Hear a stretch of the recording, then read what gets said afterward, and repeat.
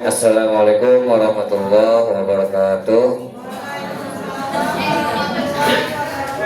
Selamat siang, salam sejahtera bagi kita semuanya. Puji syukur kita panjatkan kepada Allah Subhanahu wa Ta'ala. Pada hari ini kita masih diberikan sehat walafiat, panjang umur serta nikmat yang lainnya. Salawat serta salam semoga tercurah kepada junjungan kita Nabi Muhammad SAW serta keluarganya dan para sahabatnya. Pertama-tama marilah kita awali kegiatan ini dengan membaca doa. Bagi yang beragama non-muslim berdoa menurut agama dan kepercayaan masing-masing. Bagi yang beragama Islam kita awali dengan membaca Ummul Quran Suratul Fatihah. Berdoa dimulai.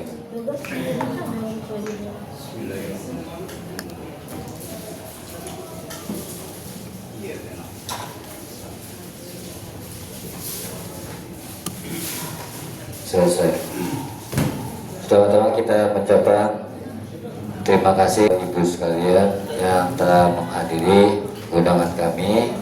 Ini merupakan kegiatan pengimbasan dari pelatihan pembelajaran mendalam yang kita peroleh selama pelatihan selama 6 hari dari tanggal 21 sampai 26 Juli yang lalu, dan kita wajib mengimbaskan kepada teman-teman sekalian.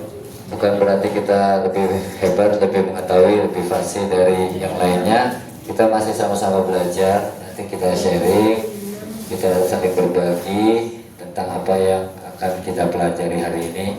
Nanti semua yang kita pelajari hari ini saya share ke grup ya, modul-modulnya. Sebetulnya ada 7 modul yang kita waktu pelatihan itu selama 6 hari masih terasa kurang.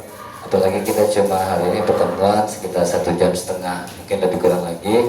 Selebihnya nanti Bapak Ibu bisa pelajari di rumah. Dan mungkin yang lebih penting adalah kita nanti latihan membuat RPP yang RPM sekarang namanya, rencana pembelajaran mendalam, yang merupakan program dari pemerintah Kemendiknas yang mencanangkan kurikulumnya pendekatan pembelajaran mendalam. Apa yang kita peroleh pada pelatihan yang lalu kita imbaskan. Nanti kegiatan ini hasilnya juga akan kita diskusikan lagi dengan teman-teman kelompok. Setelah itu membuat video pembelajaran, diskusi lagi dan sebagainya. Kita masih ada sekitar 3 bulan ya Bu ya, Agustus, September, Oktober masih ada kegiatan seperti waktu kurikulum 2013, kegiatan in dan on. Oke, kegiatan hari ini disponsori oleh sekolah. Ya, alhamdulillah, terima kasih kepada pihak sekolah, kepala sekolah, Bapak Ibu wakil, staf yang telah memfasilitasi kami. Mudah-mudahan kegiatan ini setidaknya memberikan gambaran sedikit ya buat kegiatan untuk perencanaan pembelajaran kita pada tahun pelajaran 2025-2026. Sebelum kita mulai, sambutan dulu dari Ibu Kepala Sekolah yang dalam hal ini akan diwakili oleh Ibu Wakil Kepala Sekolah Bidang Kesiswaan pada misi ini. Kami persilakan.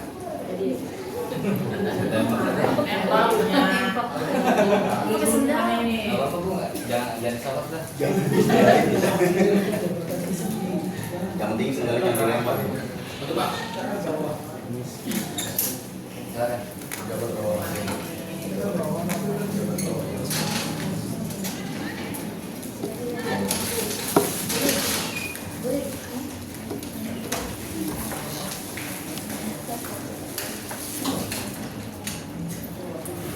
Bismillahirrahmanirrahim. Assalamualaikum warahmatullahi wabarakatuh. Selamat siang dan salam sejahtera untuk kita semua. Pertama-tama kita panjatkan puji dan syukur kehadirat Allah Subhanahu wa Ta'ala, Tuhan Yang Maha Esa, yang telah memberikan kita rahmat dan hidayah sehingga kita dapat berkumpul di tempat ini dalam rangka pengimbasan pembelajaran mendalam dari teman-teman kita yang sudah mendapatkan ilmunya terlebih dahulu. Salawat dan salam tak lupa kita panjatkan kepada junjungan Nabi besar kita Muhammad SAW. Semoga telah kita mendapatkan syafaat nanti di akhir kiamat nanti. Amin amin ya rabbal alamin. Baik Bapak Ibu sekalian, saya diminta untuk mewakili Ibu Kepala Sekolah. Tadi beliau pagi sempat datang dan berpesan, Bu, saya izin ke 61, ada beberapa acara yang harus dihadiri dan tanda tangan. Nanti saya balik lagi, katanya beliau, untuk tanda tangan P3K, kalau nggak salah gitu tadi. Pesannya nanti berarti beliau balik mungkin menjelang sore nanti. Karena untuk tanda tangan, ya gitu ya, Bu Mela, ya tanda tangan. Iya, validasi gitu. Jadi nanti balik. Baik, terima kasih Pak Nurdin, Pak Isbani, dan Bu Yeni. Tidak panjang lebar, semoga ilmu yang Bapak Ibu dapatkan dapat diimbaskan ke teman-teman, terutama ke saya, karena sampai detik ini masih belum paham banget deep learning atau pembelajaran mendalam. Semoga kita dapat mengikutinya dengan baik dan ilmunya nanti dapat kita terapkan di dalam kegiatan belajar mengajar kita. Baik, itu saja yang dapat saya sampaikan. Semoga sampai akhir nanti ya, jam 3 ya? Oh, sampai jam 5. Berarti ada makan ada makan malam. Oke, baik, sekali lagi terima kasih. Mohon maaf, wabillahi taufiq wal hidayah. Wassalamualaikum warahmatullahi wabarakatuh.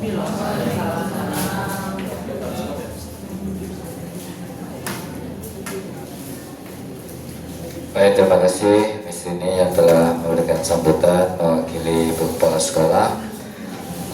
Pertemuan perdana ini kita punya 7 modul Bapak Ibu dari saya di kedinasan, tapi kita nggak bahas semuanya karena nggak cukup waktunya, sampai jam 5 aja juga mungkin masih kurang.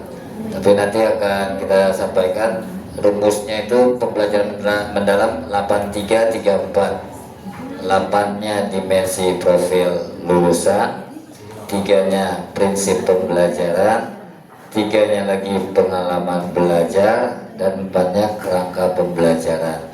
Nanti yang dimensi profil lulusan sama pengalaman belajar Pak Nurdin yang menyampaikan, kemudian prinsip pembelajaran Bu Yeni, saya yang perencanaan pembelajaran tentang RPM-nya gitu. Jadi singkat-singkat aja ya, kita singkat-singkat, ngebut-ngebut ya Pak. Oke, sementara itu nanti ditambah ada inquiry kolaboratif. Kalau dulu di kurikulum Merdeka P5, nanti di kurikulum pembelajaran mendalam ini ada perbedaannya. Nanti akan disampaikan juga Pak Nurdin. Untuk mempersingkat waktu, untuk presentasi pertama akan disampaikan Pak Nurdin yang akan menyampaikan 8 dimensi profil lulusan dan 3 pengalaman belajar ya Pak ya. Ya, oke, terima kasih. Silakan Pak Nurdin untuk menyampaikan presentasi.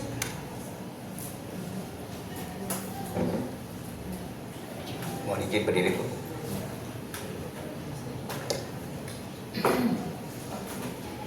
Bismillahirrahmanirrahim. Assalamualaikum warahmatullahi wabarakatuh. Alhamdulillah wassalatu wassalamu ala Rasulillah amma ba'd. Ketika kita selesai pelatihan, Pak Yanu sempat bertanya apa oleh-oleh dari pelatihan selama seminggu. Ya, saya bilang sehebat apapun kurikulum dan pendekatan yang digunakan, secanggih apapun metode, strategi dan digitalisasi yang kita gunakan, teknologi yang kita gunakan, kemudian sevariasi apapun asesmen yang kita pakai, kalau guru tidak masuk kelas, ambiar semua. Itu yang kita jadikan sebagai sebuah refleksi di akhir kegiatan. Karena sebenarnya kami tidak siap. Kami tidak siap untuk melakukan langkah panjang perbaikan pendekatan sekolah melalui pendekatan deep learning ini atau pembelajaran mendalam. Karena undangannya mendadak, ya, hari Jumat masih konfirmasi, kemudian tiba-tiba berangkat Senin, ternyata pelatihannya sampai hari Sabtu, kemudian ternyata itu hanya tahap pertama dari 4 tahap yang dipersiapkan sampai bulan Oktober, ya, sampai bulan Oktober.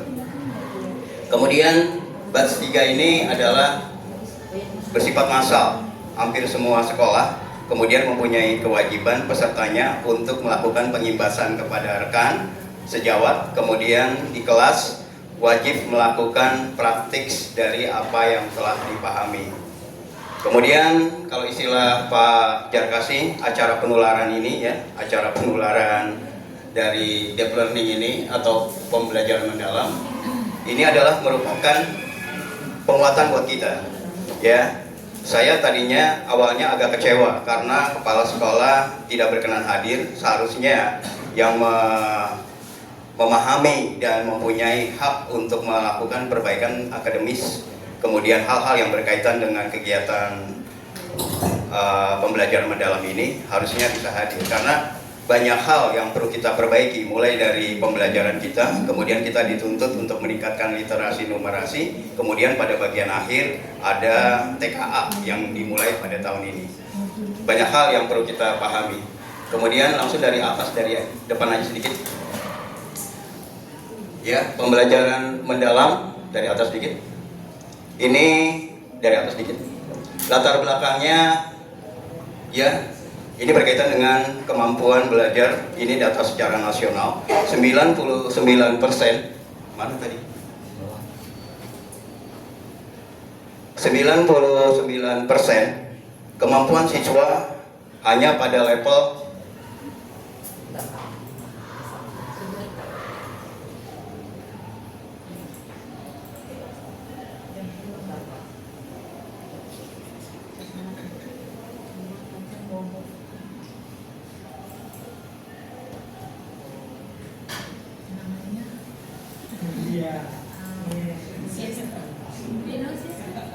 kemampuan siswa 99% hanya pada level kognitif tingkat awal, yaitu C1.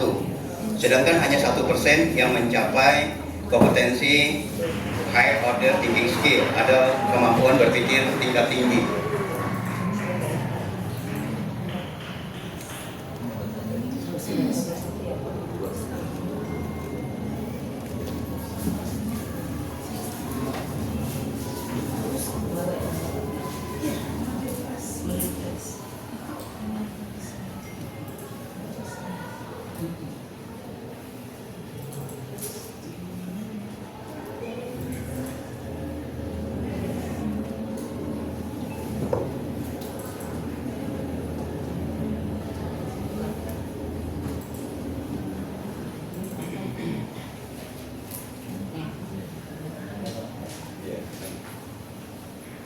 Ini hanya 1% yang mencapai kemampuan belajar tingkat tinggi yang menjadi dasar perbaikan dari pendekatan belajar. Ingat, deep learning ini atau pembelajaran mendalam ini bukan kurikulum baru. Kita masih menunggu formulasi akhir. Ini adalah merupakan sebuah pendekatan yang diharapkan dapat melengkapi kurikulum merdeka yang kita laksanakan sudah 3 tahun, dari kelas 7, 8, dan 9 kemarin bertahap. Tahun keempatnya kita diimbaskan pembelajaran mendalam. Kerangka pembelajaran mendalam diantaranya tadi seperti yang disampaikan oleh Pak Ispahani, rumus sederhananya adalah 8-3-3-4. 8 itu adalah profil dimensi lulusan, penyempurna dari profil pelajar Pancasila, tetapi diperkuat lagi 8 dimensi profil lulusan, itu namanya yang sekarang. Untuk dimensi profil lulusan dibandingkan dengan kurikulum merdeka yang kemarin, kalau kemarin P5 seolah-olah menjadi utama dalam penilaian karakter, tetapi sekarang dikembalikan lagi penilaian karakter ke mapel masing-masing, intrakurikuler ke mapel masing-masing, sedangkan proyek based learningnya sebagai co-kurikuler, yang aslinya P5 adalah co-kurikuler. Kemudian ada juga yang satu lagi adalah ekstrakurikuler. Jadi ada tetap ya sama, cuma penguatannya lebih kepada pembelajaran masing-masing. Nanti di kurikuler ini dituntut kita melakukan project based learning dari lintas mapel. Ya, kita diajarkan juga pada bagian akhir kemarin yang namanya inquiry kolaboratif. Bagaimana kita mengidentifikasi permasalahan kita. Misalnya sebagai contoh yang saya coba kemarin adalah IPS, bagaimana melakukan observasi lapangan, sedangkan kemampuan anak untuk melakukan teknik-teknik observasi dan pengamatan lingkungan sederhana masih sangat minim. Kemudian ditambah lagi kemampuan dia menulis laporan itu juga sangat buruk. Maka diadakanlah kolaborasi antara dua mapel IPS dan bahasa Indonesia, bahasa Inggris, untuk bisa memperbaiki, yang satu memperbaiki kualitas model pengamatan siswa terhadap pembelajaran lingkungannya, yang bahasa Indonesia memperbaiki siswa dalam teks penulisan laporan. Jadi kedua pembelajaran ini bisa bergabung. Sedangkan yang pernah kita lakukan bahkan lebih dari itu. Misalnya contohnya adalah STEM, STEM, yaitu Science, Technology, Engineering, and Mathematics. Yang otomatis itu sebenarnya menggabungkan antara pelajaran matematik, MIPA, IPA, dan teknologi informatika atau sekarang informatika ya. Itu adalah merupakan sebuah terobosan yang mudah-mudahan memperkuat diri kita bahwa kita akan melakukan 8-3-3-4. Pertama, memahami 8 dimensi lulusan, profil lulusan ya, dimensi profil lulusan, 8 dimensi profil lulusan. Kemudian rumus yang keduanya, yang ketiganya adalah prinsip pembelajaran mendalam. Ini cuma ada 3. Pertama, berkesadaran, kemudian bermakna, dan menggembirakan, gitu kan ya.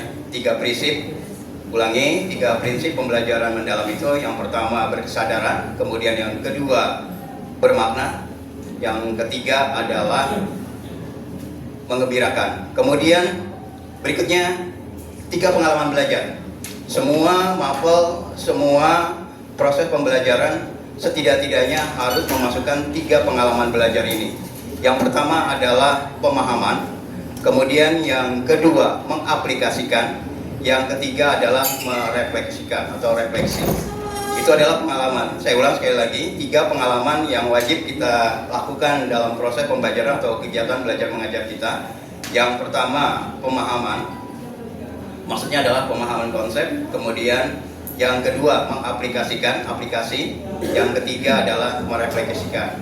Kemudian yang terakhir kerangka pembelajaran apapun mapelnya itu harus bisa, ada 4 ya, ada 4 harus bisa. Yang pertama praktek pedagogis. Praktek pedagogis artinya kita menggunakan pendekatan-pendekatan, strategi-strategi yang bisa digunakan dan sudah teruji bahwa praktek pedagogis itu berhasil untuk meningkatkan kemampuan belajar siswa.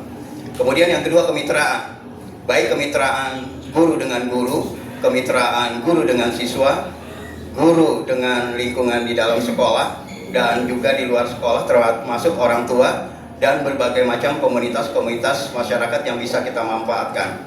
Bahkan juga kita bisa bermitra dengan berbagai pihak yang bisa membantu penguatan dan peningkatan pembelajaran kita. Kemudian lingkungan pembelajaran. Kemudian yang terakhir pemanfaatan digital. Sekali lagi, pemanfaatan digital ini adalah merupakan hal yang mutlak dilakukan sebagai kerangka pembelajaran untuk deep learning ini.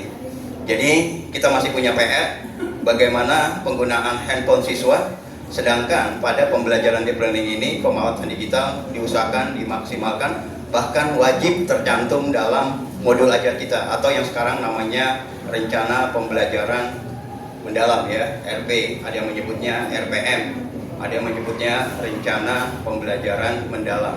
Nah, itu nanti tidak masalah, tetapi inti persoalannya 4 kerangka pembelajaran yang saya sebut tadi ya, mulai dari praktek pedagogis, kemitraan, lingkungan belajar, dan pemanfaatan digital harus ada dan harus tercantum ya. Bahkan kita kemarin di pelatihan ada 15 indikator yang memandu kita apakah RP atau rencana pembelajaran mendalam ini bisa kita terapkan dan sudah memenuhi standar pembelajaran yang dimaksud oleh pembelajaran mendalam ini. Langsung saja ke 8 profil yang lulusan.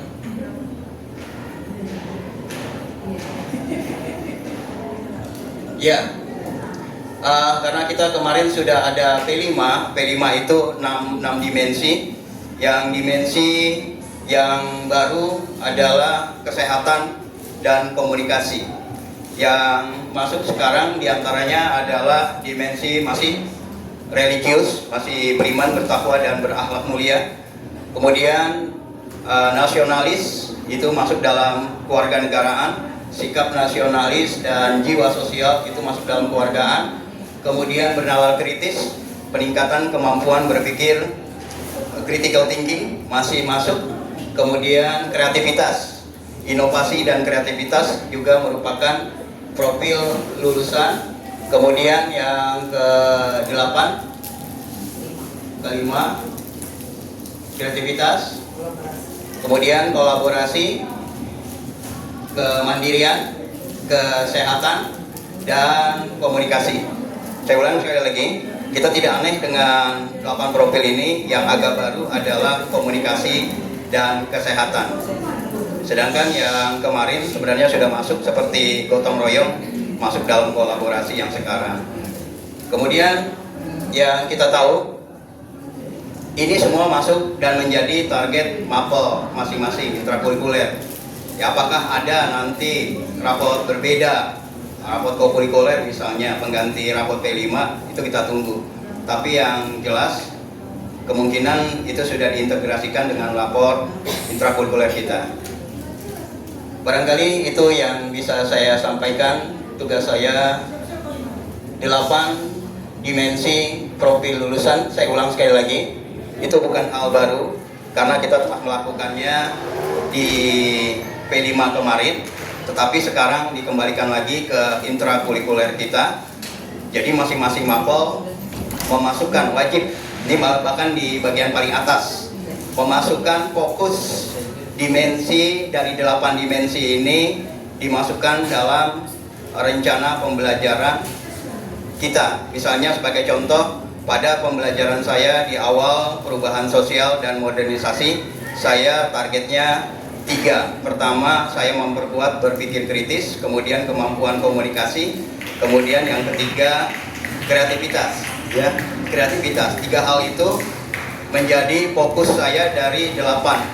Dengan harapan Bapak Ibu yang lain atau mapel yang lain memfokuskan juga kepada yang lain, sehingga secara sinergi, secara bersama-sama 8 profil ini pada bagian akhir atau pada akhir ajaran 8-8-nya masuk menjadi target capaian dan target perbaikan dari profil lulusan kita.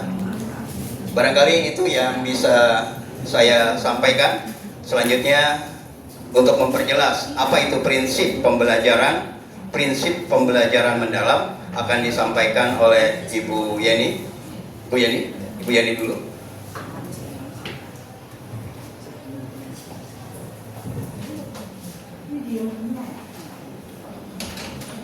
Oke, terima kasih. Ya, saya hari ini untuk memaparkan tentang prinsip pembelajaran yang mendalam. Bagaimana itu prinsip pembelajaran yang mendalam yang sering kita jumpai sebenarnya. Cuman untuk penulisannya, wah ini termasuk daripada RPM yang ada, dimana ada 3 prinsip pembelajaran mendalam, dimana kita lihat itu berkesadaran, bermakna, dan menggembirakan. Di sini kita lihat yang prinsip pembelajaran yang berkesadaran. Ya, untuk jelasnya bisa kita lihat di sini yang berkesadaran itu pengalaman belajar peserta didik diperoleh ketika mereka memiliki kesadaran untuk menjadi pembelajar yang aktif dan mampu meregulasi diri. Saya ambil dari RPM yang khususnya untuk IPA. Ya, di sini bagaimana siswanya aktif dalam belajar IPA, di mana ada kerjasamanya. Dia tahu bahwa dalam praktikum itu mereka sadar bertanggung jawab apa saja yang dipersiapkan mereka. Ya, itu salah satu yang saya buat dari kesadaran dalam pembelajaran IPA. Dan penerapannya ini kita buat anak-anak kenyamanan peserta dalam belajar IPA. Kenapa saya sebut IPA terus? Karena saya adalah guru IPA, jadi saya membuat di dalam suatu praktikum atau pembelajaran yang menyenangkan di mana pada saat kita mengajarkan mereka tahu, oh saya diciptakan oleh Tuhan, saya bisa bernafas, saya bisa makan dan sebagainya. Kemudian di sini lagi yang prinsip pembelajaran mendalam dilihat dari bermakna. Pembelajaran bermakna ini terjadi ketika peserta didik dapat menerapkan pengetahuan secara kontekstual, di mana bisa dia mengikuti pembelajaran seperti halnya fotosintesis. Ya, kalau ke IPA lagi fotosintesis. Bahwa fotosintesis itu bagaimana bisa terjadi supaya ada hasil fotosintesis dalam kehidupan manusia. Contohnya, fotosintesis itu tuh kita membutuhkan apa? Membutuhkan matahari, membutuhkan air, dan apa yang dihasilkannya. Kemudian kita lihat apa hasil fotosintesis itu dalam kehidupan kita. Salah satunya kita dapat makan buah mangga, makan sayur-sayuran dan sebagainya, ya. Itulah yang bisa kita lihat. Kemudian penerapannya juga pasti terjadi di dalam kehidupan anak sehari-hari, ya, dimana dia melakukan keterlibatan peserta didik dalam berperan dalam memecahkan masalah. Contohnya lagi kembali fotosintesis itu, kenapa dia pada saat itu ada tanaman air, kita taruh di air, kenapa ada gelembung-gelembungnya? Itu adalah merupakan hasil fotosintesis. Nah, jadi kita bikin maknanya dari konseptual, dari ilmu yang kita peroleh, sehingga mereka tahu, oh, tumbuhan ini juga bisa melakukan proses fotosintesis biarpun ada di dalam air, gitu. Kemudian prinsip pembelajaran menggembirakan, di mana di sini suasana belajar yang positif, menantang, menyenangkan, dan memotivasi. Saya ada beberapa hal yang pernah saya mencoba untuk membuat anak-anak senang.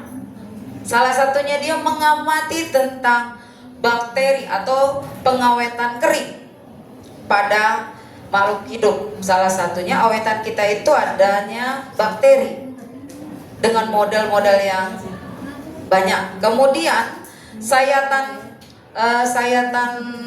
bawang merah, kita melihat bagaimana epidermisnya, bagaimana bagian-bagian di dalam tubuh tumbuhan, sehingga ada hal yang nggak pernah dia lihat jadi mereka senang sekali sampai berantusias untuk belajar. Kemudian di sini ada penerapan prinsip pembelajaran selain menggembirakan tadi, melihat hal itu menginspirasi mereka. Bu, bagaimana ya Bu? Saya mau lihat kulitnya saya bagaimana. Yang biasanya kita kan ada kulit kering ya, kulit mati. Jadi dibuat seperti itu. Itu salah satu untuk prinsip pembelajaran. Jadi kita ada 3 prinsip pembelajaran yang kita masukkan ke dalamnya, yaitu bermakna, menggembirakan, dan berkesadaran. Mungkin itu saja Pak. Saya lanjutkan ke Pak Isfari.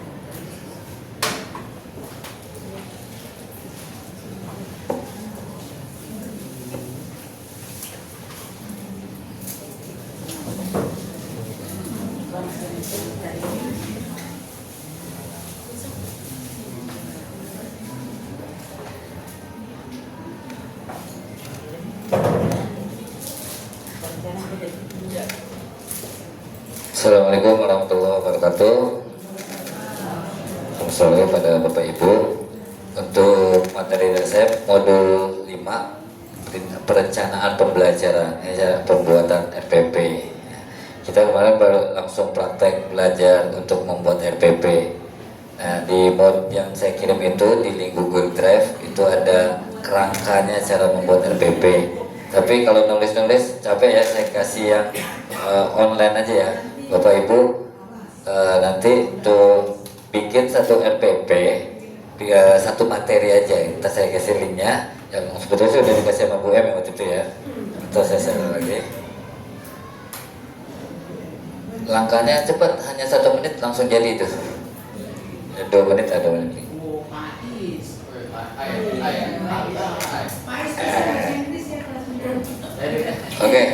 Bapak Ibu silakan dibuka linknya. Kemudian sesuai mata pelajaran masing-masing diisi satu materi aja, satu materi tentang apa terserah. Kelasnya juga terserah Bapak Ibu sesuai dengan pembagian mengajar begitu. Pak Is, Ya, Bu. mau nanya dulu nih Pak Is. RDPP ini maksudnya sama dengan modul ajar atau RDPP zaman dulu? Dulu aja deh Pak ya. Yang kayak yang Judulnya beda.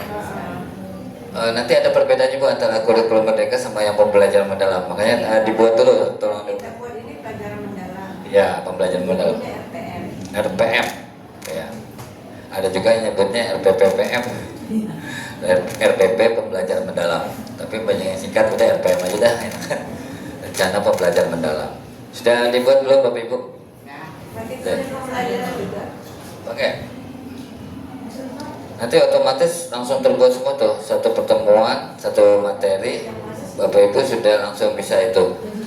Cuma kelemahannya generator ini tidak bisa di save pakai PDF. Ya, saya udah coba dari HP, coba dari laptop, nggak bisa di PDF-in. Walaupun di situ ada tulisan simpan PDF. Apa karena HP dan laptop saya, apa memang dari generator juga gitu? Semuanya dimensinya nanti di checklist ya Bu ya? Di checklist terserah dari enggak semuanya Bu, terserah dari masing-masing Fokus dari 8 itu dipilih. dari ya dipilih. Gak usah banyak-banyak, 1 2 juga nggak apa-apa. Iya, 2 aja juga nggak apa-apa. Maksimal 2.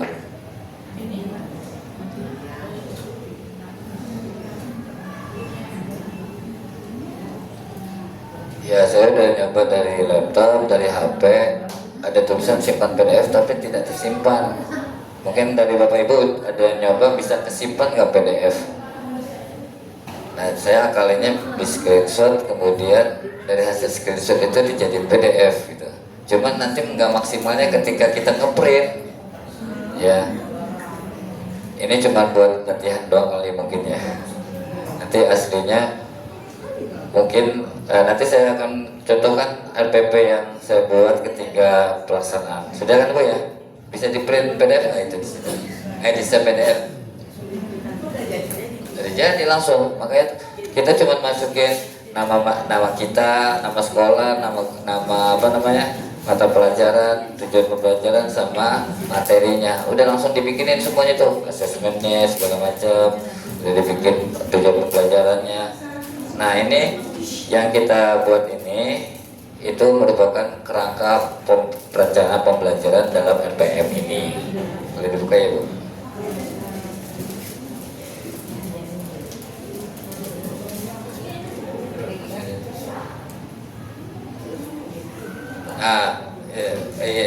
Tadi Bu. Nah sebelum itu kan di situ nanti ada tahap identifikasi ya Bu. Kita mengidentifikasi kesiapan murid, identifikasi kesiapan kelas seperti memeriksa kebersihan, memeriksa kolong-kolong meja dan sebagainya. Kemudian memahami karakteristik mata pelajarannya atau materi pelajarannya juga dan dimensi profil kelulusan. Kemudian yang kedua desain pembelajarannya. Tadi sudah dibuat menentukan tujuan pembelajaran dan kerangka pembelajaran. Nah kerangka pembelajaran itu nanti di ciri khas dari RPM ini itu tadi kerangka pembelajaran 4 tuh, praktek pedagogis, kemudian kemitraan pembelajaran, lingkungan pembelajaran sama pemanfaatan digital. Jadi nanti penjelasannya nanti ada lagi ya. Kemudian yang ketiga pengalaman belajar. Tadi yang Pak Nurdin jelaskan, Bu ini jelaskan prinsip berkesadaran, bermakna, menggembirakan. Kemudian mendeskripsikan pengalaman belajar, memahami, mengaplikasi, dan merefleksi. Dan setiap tahapan itu ada asesmen. Asesmennya pada awal, pada proses, dan pada akhir. Sebetulnya intinya sama-sama juga sih sama kurikulum 2030 sama kurikulum merdeka. Cuman beda di itu ya tadi ya, di kerangkanya, kemudian juga beda kekhasannya. Lanjut Bu.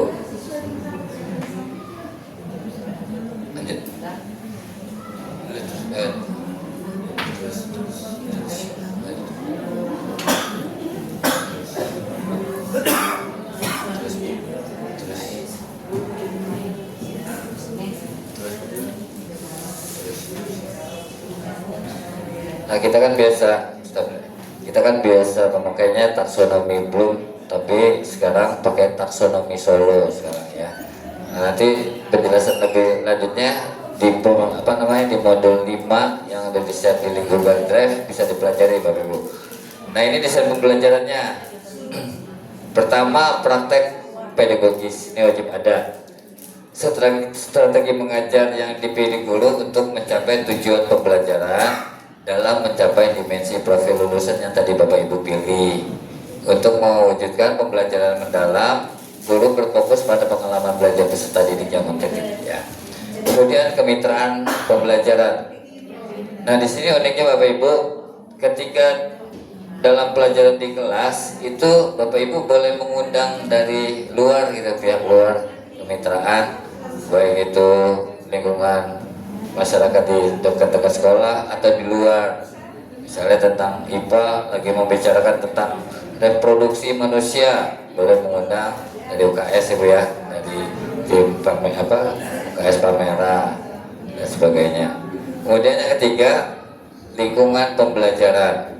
Nah ini menekankan integrasi ruang fisik, virtual dan budaya belajar yang mendukung pembelajaran. Nanti dijelaskan model pembelajaran seperti ini cocoknya di mana. Ya tidak harus di kelas, tapi bisa juga di lingkungan sekitarnya. Kalau IPS misalnya berkunjung ke museum ini, gitu. Jadi ada lingkungan pembelajaran yang tidak hanya bisa belajarnya di kelas, gitu. Jadi bisa di luar juga. Kemudian ini yang paling penting dalam RPM ini adalah harus ada pemanfaatan digital.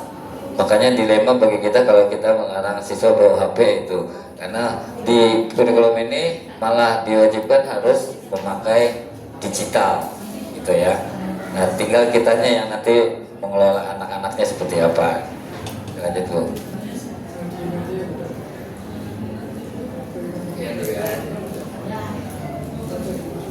Oke, dia coba dilihat LPP yang Bapak Ibu bikin. Udah jadi ya. Ini kalau keluar, Kalau keluar hilang Bu, kalau nggak disimpan hilang lagi. Kalau nggak di screenshot hilang lagi. Iya. Kalau saya kan tadi udah nyoba pakai HP, pakai laptop, itu nggak ke-save. Jadi ketika keluar hilang lagi tuh. Ada nggak Bapak Ibu yang bisa di-save? Nggak bisa ya? Nah kalau itu saya akalinya di screenshot. Setiap itu di screenshot, kemudian dari screenshot JPEG itu dijadiin satu file PDF. Bisa seperti itu. Tapi itu satu pertemuan ya Bu, satu pertemuan satu materi. Ya. Ini contoh FPP. Nah, itu sama modelnya sama seperti Bu. Ya Bu. Ya. Hilang. Bikin lagi kayak gitu ya. Ini RPP yang dibuat atau pembelajaran ke bawah Bu. Ke bawah. Sudah di sudah di simulasikan mengajarnya, kemudian RPP-nya sudah dikritisi juga sama teman-teman. Nah yang pertama tahap identifikasi ya Bapak Ibu. Di yang tadi Bapak Ibu bikin kan ada tulisan nama, ya kan, nama kita tuh. Kemudian kalau nanti misalnya kita dapatnya filenya Word atau PDF, ini jangan lupa di ATM. Kadang-kadang ya diganti nama kita, kemudian nama sekolah, nama mata pelajaran, topiknya, kelasnya saya lupa tulis kelas 9 strip, fasenya D dan waktu berapa lama pembelajarannya. Jadi ada 6 itu tuh yang pasti ada. Tapi dia larinya 3 ke kanan, 3 ke kiri gitu ya. Nama, satuan pendidikan, mata pelajaran, topik, kelas, strip, fase, kemudian waktunya. Kemudian ini materi pembelajaran. Nah kita kan tadi tuh yang saya kirim itu, Ibu cukup nulis singkat aja, udah langsung dijelasin semua tuh sama generatornya. Ya, itu saya juga seperti itu. Kemudian dimensi profil lulusan, nanti Bapak Ibu memilih di antara 8 itu. Tidak harus semuanya dipilih ya, 1 atau 2 aja, karena nanti kan kita terintegrasi dengan mapel lainnya ya. Misalnya pelajaran matematika cukup misalnya kolaborasi aja gitu, nanti mata pelajaran lain keimanannya atau keluargaannya gitu. Jadi kalau menurut kemarin struktur dimensi profil lulusannya tidak usah banyak-banyak gitu, 1 atau 2 aja. Kemudian yang ada capaian pembelajaran. Nah di sini di capaian pembelajaran ketika tadi buat itu sudah terbuat langsung otomatis. Begitu juga lintas disiplin ilmu, langsung semuanya sudah tertulis di situ ya. Kemudian tujuan pembelajarannya, nah ini tolong bawa lagi Bu, tujuan pembelajaran. Nah ini bisa kita yang menulis atau secara otomatis juga dari komputer sudah langsung menulis. Oke, kemudian dalam praktek pedagogisnya saya mengambil untuk ini kan RPP tentang sholat jenazah ya, berbasis problem solving. Kemudian kemitraannya kolaborasi dengan komunitas dan praktisi yang mempraktekkan sholat jenazah. Lingkungan pembelajarannya bisa di ruang kelas, masjid, di lab PAI dan lingkungan sekolah. Dan pemanfaatan digitalnya menggunakan aplikasi pembelajaran interaktif, bisa video atau dengan aplikasi lainnya, Kahoot, Quizizz dan lainnya. Let's go. Nah ini tadi, nah ini kegiatan mulai awal pembelajarannya ya. Ini seperti kalau kurikulum 2013 apa namanya, persepsi seperti itu ya. Nah kegiatan di awal pembelajaran sama seperti biasalah kita mengucapkan salam, mengabsen, kemudian memeriksa kebersihan, menanyakan kabar dan sebagainya. Kemudian ini yang membedakan, kita dianjurkan untuk membuat mindful learning. Jadi untuk proses supaya anak-anak berkesadaran, dikasih awal-awal masuk itu dikasih motivasi seperti ice breaking dan lain sebagainya. Kemudian kegiatan intinya nih, tadi yang kegiatan inti tadi yang dijelaskan Bu ini tuh memahami, mengaplikasi, merefleksi. Itu tadi pentingnya berkesadaran, kemudian bermakna, menggembirakan. Itu udah masuk tuh di 3 kegiatan inti tersebut. Di situ ada model pembelajaran seperti apa, pertanyaan mendasarnya seperti apa, pertanyaan pendidikan seperti apa. Nah kemudian di aplikasinya ini praktek, cara mempraktekannya, dan di akhir pembelajaran ada refleksi seperti itu gambarnya Bapak Ibu. Intinya adalah supaya anak-anak ketika pembelajarannya modelnya model aktif, kita bertugas sebagai fasilitator, siswa sebagai subjek pembelajaran, bukan sebagai objek tapi sebagai subjek. Mereka lah yang lebih banyak aktif, mereka lah yang lebih banyak terlibat dibanding kita sebetulnya. Nah kita hanya memfasilitasi bagaimana pembelajaran itu bisa berjalan dengan baik dan menyenangkan gitu. Intinya supaya kelas itu keaktifannya lebih diorganisasi lagi. Itu aja dari saya, mudah-mudahan bisa diskusi lebih lanjut dari teman-teman sekalian. Nanti kalau misalnya ini boleh nanti kita sharing atau RPP, tapi ini mungkin tidak bisa langsung 1 semester gitu ya. Kita buatnya per semester. Mungkin nanti Bapak Ibu yang sudah membuat RPP bisa dikirim di link Google Drive ya, baik itu manual maupun secara online. Kalau yang manualnya nanti itu di Google Drive ada LK-nya, lembar kerja, struktur pembuatan RPP. Nanti yang manualnya boleh ditulis tangan, atau yang online-nya yang tadi di-share lewat generator seperti itu. Nanti di-share Bapak Ibu boleh kumpulkan di link Google Drive, dan kita bisa diskusi lebih lanjut. Oke, demikian. Kurang lebihnya mohon maaf. Mudah-mudahan nggak puas. Assalamualaikum warahmatullahi wabarakatuh. Sedikit menambahkan, saya gimana ya, untuk mengimplikasikan dalam bentuk karya RPM, kita bisa menggunakan berbagai macam cara. Bisa kita ambil cara termudah melalui bantuan kecerdasan mesin. Tapi yang perlu kita perhatikan adalah pemahaman di balik karya yang kita buat. Sebagai contoh, misalnya ini di pengalaman belajar. Pengalaman belajar ada 3: memahami, mengaplikasi, dan merefleksi.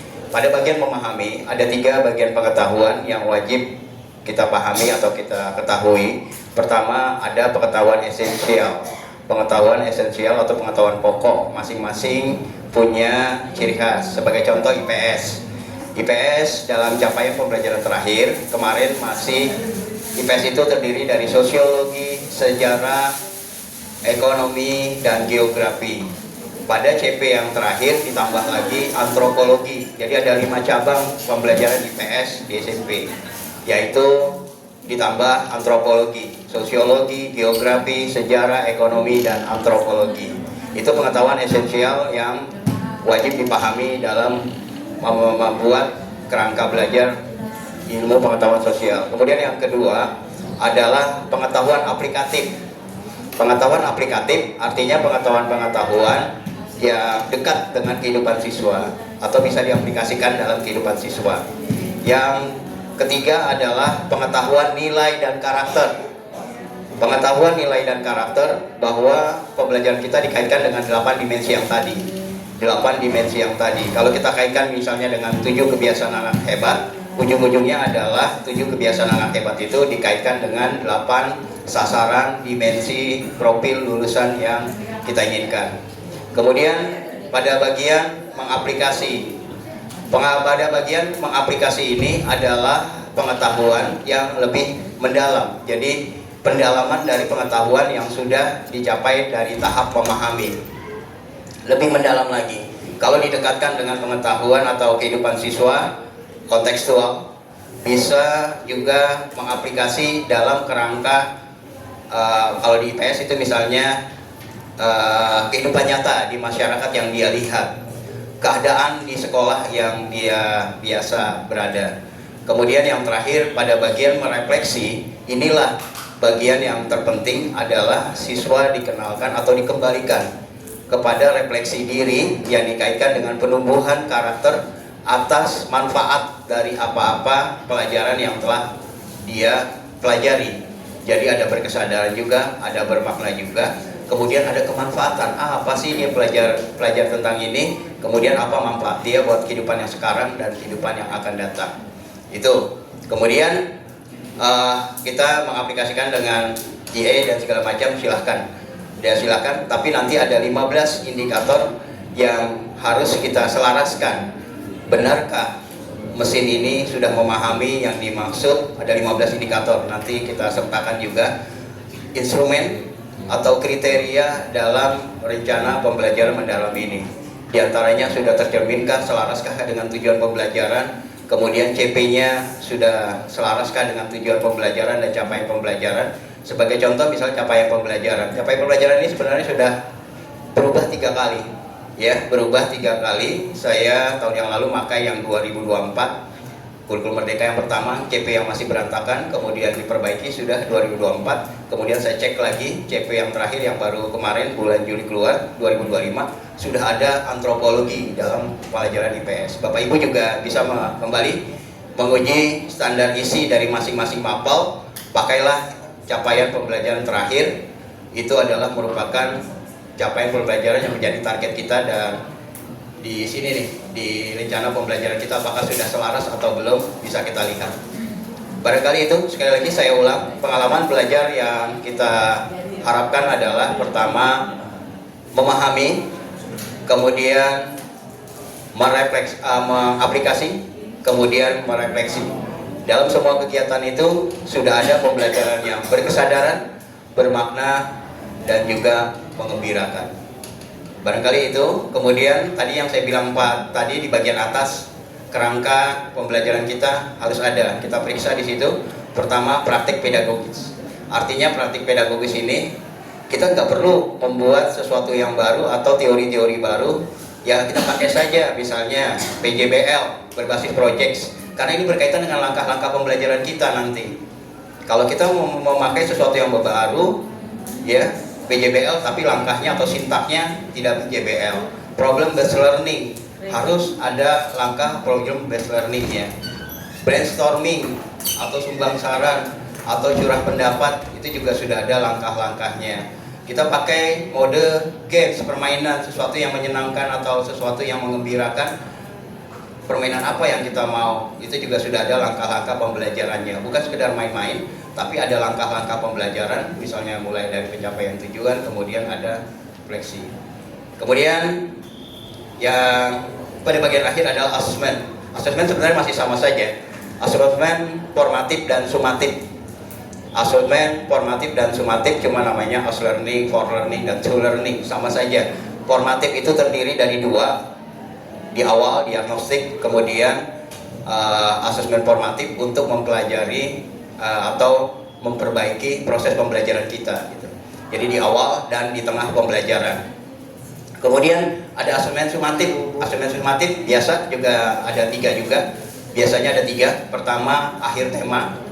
Setelah akhir tema atau akhir dari seluruh bab, nah kita diadakan tes sumatif akhir tema atau akhir bahasan. Kemudian ada biasanya kita menggunakan tengah semester. Setelah berakhir dan berada di tengah semester, kita adakan sumatif tengah semester. Nah, beberapa sekolah mengadakan ini secara terjadwal menjadi agenda sekolah. Ada juga beberapa sekolah menggantinya menjadi kegiatan masing-masing mapel. Bahkan ada yang mengganti tes sumatif ini tidak bentuk tertulis, tapi bentuk portofolio atau bentuk karya. Bentuk karya, pengalaman belajar, atau praktik, atau hal lainnya yang bersifat tidak tertulis gitu. Kemudian yang paling penting yang menjadi tujuan dari sumatif ini adalah mengukur ketercapaian pelajaran pada akhir semester, atau kita nyebutnya AAS atau pada akhir tahun pelajaran. Itu pembagian dari asesmen yang biasa kita gunakan dan tidak ada perubahan. Saya ulang lagi, ada tes formatif, ada atau asesmen formatif yang terdiri dari awal dan di tengah. Kemudian ada sumatif, ya, asesmen sumatif berakhir di tema, di akhir tema, kemudian di tengah semester dan di akhir semester. Barangkali itu Teman dari Ibu ini tentang asesmen. Terima kasih. Saya mungkin menambahkan sedikit tentang asesmen. Kita memang biasanya di sini mengalami kendala dalam artian anak-anak hebat. Anak-anak hebat itu yang berkebutuhan khusus, ya. Di sini memang kita terkadang melakukan ujian atau asesmen yang ada, mereka tidak sesuai dengan apa yang kita inginkan.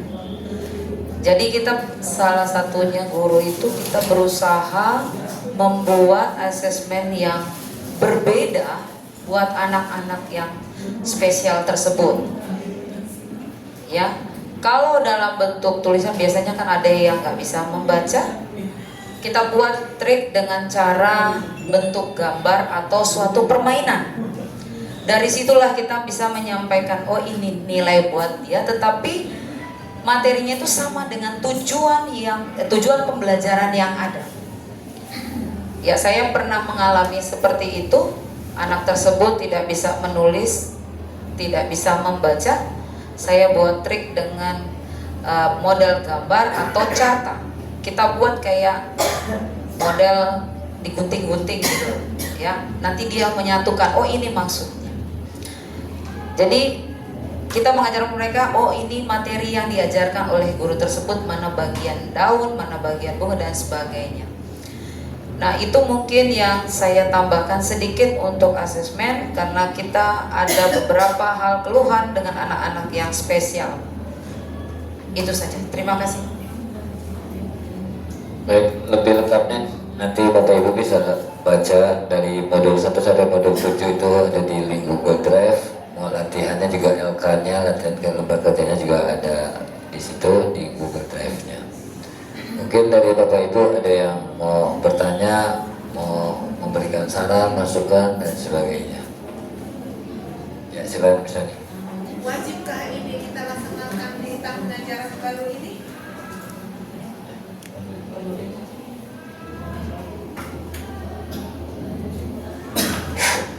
untuk bisa menjawab apakah wajib atau tidak, yang jelas ini aja baru tahap pengenalan di awal semester. Apakah nanti pada bagian akhir semester, yang jelas secara sistem kita dipaksa untuk menggunakan pendekatan pembelajaran mendalam ini kemungkinan langsung diaplikasikan seperti awal kurikulum Merdeka. Kita dikunci pada bagian akhir ketika laporan pendidikannya itu atau rapor anak itu kita sudah disiapkan mengikuti proses pembelajaran mendalam, atau yang saya khawatir asesmen untuk menilai kinerja kita juga menggunakan hal seperti ini. Jadi pertanyaan apakah wajib atau tidak, alangkah baiknya kita mulai bermigrasi. Sebenarnya bukan kurikulum yang bermigrasi, tapi pendekatan belajar kita.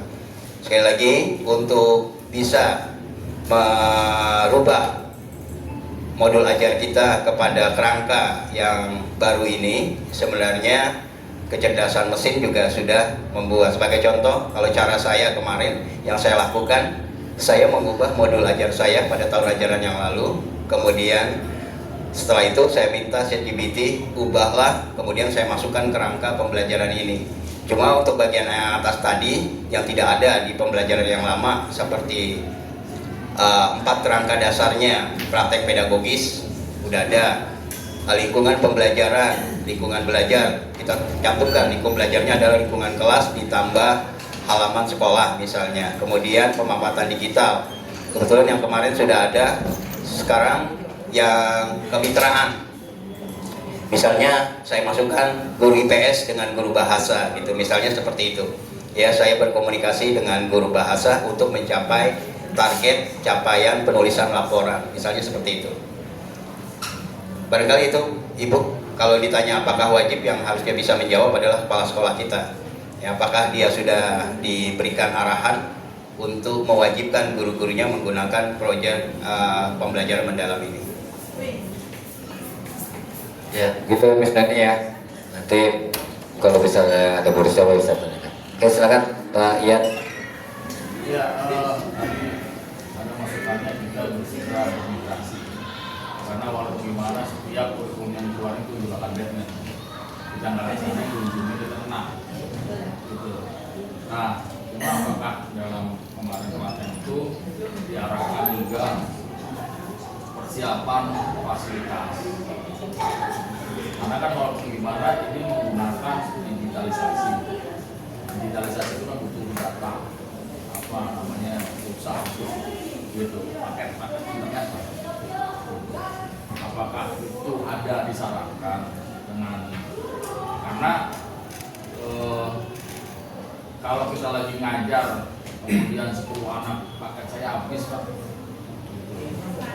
itu kan dengan era modern ibu kota paket internet susah dipakai ya kan. Nah, apakah ada arahan gitu itu hingga akhirnya tadi Pak Pandu juga tentang apakah ini tergantung dari kepala sekolah.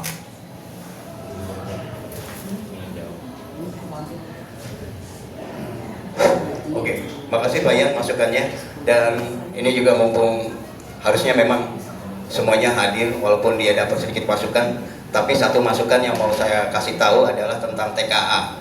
Dalam TKA kemarin baru keluar yang kemarin nomor 19 tahun 2025 ditandatangani tanggal 28 Mei, kemudian diundangkan pada 1 Juni ya. Di situ pada bulan Juni, di situ syarat penyelenggara TKA itu adalah mempunyai internet yang bagus. Itu kata kunci, salah satu kata kunci penyelenggara. Pahamkah sekolah bahwa pada bulan Maret tahun depan dia harus mempunyai ruangan yang mempunyai kecepatan internet? Seandainya dia paham, dia pasti akan merefleksikan bagaimana kesiapan sekolah ketika disamakan dengan ANB, ujian nasional berbasis komputer. Harus ada 4 ruang untuk memperkecil sesi ya, dari banyak sesi menjadi hanya 2 sesi saja untuk 8 kelas. Pahamkah sekolah tentang ada satu aturan bahwa syarat penyelenggara itu adalah mempunyai internet yang kuat. Nah, ini yang menjadi masukan. Kalau ditanya boleh atau tidak, pilihan yes atau no ya terserah. Tapi harus paham dulu kaitannya dengan Mei 2026. Menurut Iya Bu. satu kelasnya berarti 436 itu kalau dua sisi Pak. Nah itu, Iya. dan itu sudah ada keluar pada bulan Mei. Insya Allah apa yang terjadi di SMA pada bulan November sebagai sebuah refleksi dan pelajaran apa yang bisa kita persiapkan untuk Mei 2026. Apakah semua? Apakah katanya boleh ikut, boleh tidak? Apakah ada anak SMP yang tidak mau ikut atau tidak mau melanjutkan ke SMA? Kan seperti itu. Ya kan, kalau SMK mah SMA ya jelas ada yang mau kuliah dan ada yang tidak mau kuliah. Tapi kalau yang di SMP, apakah dia tidak melanjutkan ke jenjang yang lebih tinggi gitu sehingga dia tidak berminat untuk TK? Tidak diwajibkan, tapi dipakai persyaratan untuk masuk Tuh, sekolah. iya. Itu namanya wajib. Nah itu dia, ada anak SMP yang nggak mau sekolah lagi atau setelah lulus SMP masuk pesantren tradisional gitu kan? Wajib yang tidak dipaksa. Maksudnya fasilitas itu gimana caranya supaya dapat bulan Mei? Nah kemarin terus terang waktu pelatihan kita tidak teknis ke situ-situ kayak tidak bisa ada kuota internet dan segala macam. Kita hanya masalah teknis RPP segala macam. Dan tadi pertanyaan misalnya aja belum ada misalnya wajib semua sekolah menggunakan ini apa namanya membuat RPP seperti ini, belum ada seperti itu. Cuma penerapannya wajib itu karena waktu pembukaan pelatihan ini langsung wamen yang ngomong ilmu pendidikan dasar dan menengah mengatakan semuanya udah mulai menerapkan kurikulum ini. Tapi yang kurikulum lama juga masih dibolehkan ya penelitian ya. Dari 2013 dari Merdeka juga masih dibolehkan. Kurikulum Merdeka pendekatannya di bulan ini. Ya. Tapi masih pakai yang lama juga masih dibolehkan. Tapi ini kayak tadi juga setengah memaksa gitu. Menggunakan boleh, tidak menggunakan harus gitu. Kira-kira salah satu bisa nggak punya fasilitas internet? Mulai sekolah kita Kenapa? pimpinan. Tergantung pimpinan. Gimana caranya? Benar berkaitan dengan kesiapan dana dan Kita dapat berapa nilai? kita sekedar berharap. Kalau itu yang kita ditawarkan RK itu setiap mata pelajaran alokasinya itu internet. Jadi usulan itu kalau itu internet ya kira iya. Masih ini belum guru aja internetnya ada. Dan itu makanya kan itu perlu juga perkara itu. Idealnya sih memang setiap minimal satu lantai satu wifi ya ke sekolah. Satu kelas satu wifi. Satu kelas. Karena satu Ya minimal. wifi itu hanya 4 orang. Berarti ada 2 satu kelas. Satu lantai, satu kelas 24 orang ya. Ya. Kita ada ini notulen apa ya nanti kita sampaikan ya. Kita udah apa namanya disiapkan nanti semua ini laporan ini semuanya lari ke Sudin juga ntar. Itu laporannya. Iya, oke siap. Karena memang ada suruh ngisi Google Drive dari mulai jam kelas, jam yang disampaikan ini, kemudian disampaikan ke apa Sudin, mungkin juga sampai ke dinas pendidikan. Gitu. Lanjut Bapak Ibu ada lagi? Udah jam 5 ya. Mungkin Bapak Ibu sudah ada yang siap-siap mau masak di rumah atau udah mau weekendan, udah dijemput suaminya, udah mau ke puncak hari ini. Itu demikian. Terima kasih Bapak Ibu atas kehadirannya. Mudah-mudahan gak puas atas pelayanan kami.